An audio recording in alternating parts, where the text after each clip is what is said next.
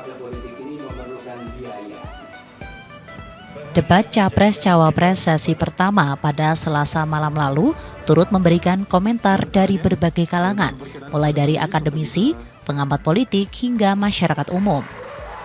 Salah satunya Ahmad Norma Permata, pengamat politik dari UIN Sunan Kalijaga, Yogyakarta, yang memberikan catatan dari hasil debat tersebut. Norma mengatakan, para calon presiden sudah menunjukkan komitmennya dan menghadapi topik-topik debat, mulai dari penegakan hukum, hak asasi manusia, pelayanan publik, hingga demokrasi.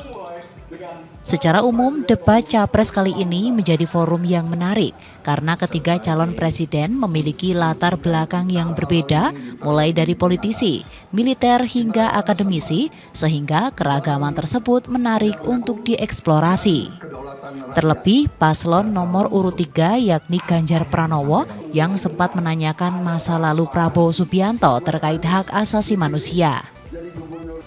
Norma menilai selama perjalanan debat malam itu lebih didominasi oleh dua paslon yakni Prabowo Subianto dan Anies Baswedan, di mana Prabowo menjadi gambaran kelanjutan Presiden Joko Widodo, sementara Anies yang mengusung tema perubahan.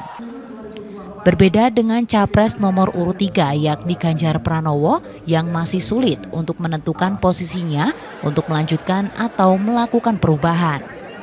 Meski begitu, siapapun yang terpilih nantinya, Norma berharap dapat mengemban amanah untuk mewujudkan masyarakat Indonesia yang sejahtera, adil, dan makmur. Suasana debat yang muncul itu juga pada awalnya menawarkan tiga tadi itu berdasarkan kepribadian dan visi misinya, tetapi selama perjalanan akhirnya lebih didominasi oleh dua orang, Prabowo dan Anies. Pertama terkait dengan posisi politik, hubungannya dengan rezim existing, ya, rezim yang sekarang ada, rezim yang sedang berkuasa, di mana Prabowo menjadi kelanjutan dari rezim Jokowi, dan itu secara eksplisit memang mereka jargonnya adalah kelanjutan atau keberlanjutan, sementara Anies mengusung tema perubahan. Dalam konteks ini ternyata Ganjar agak sulit masuk karena posisinya menjadi ngambang, apakah dia mengkritik Jokowi ataukah dia melanjutkan Jokowi. Sementara itu, soal kemungkinan pemenangan presiden pada pemilu 2024 mendatang, para pengamat politik memprediksi akan terjadi 2 putaran. Namun, kalangan pengusaha menginginkan hanya 1 kali putaran agar tak terjadi kerusuhan dan menghabiskan anggaran negara. Senada dengan itu, berdasarkan survei Populi Center, sebanyak 64,9% masyarakat Indonesia menginginkan pemilihan presiden bisa selesai 1 kali periode pencoblosan.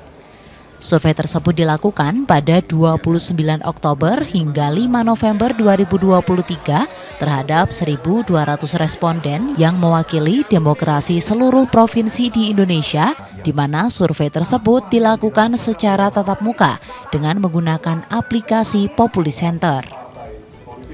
Dari Yogyakarta, Olivia Rianjani, Adi TV.